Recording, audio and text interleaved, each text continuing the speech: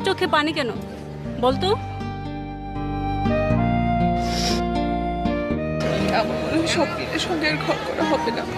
কি বলছিস তুই? তোর কি মাথা ঠিক আছে? ছোট্ট একটা ব্যাপার নিয়ে আমার সাথে যে বাজে আচরণ করলো, আমার যাওয়া পাওয়ার কোনো মূল্য নেই ওর কাছে। তাই আমি রাগ করে আপার বাসায় চলে এসেছি। শোন, সংসার মানে সংঘাত। পরস্পরের প্রতি ভালোবাসা, সম্মান, বিশ্বাস সেই সংঘাতকে হার মানায়। দেখবি ঠিক হয়ে যাবে।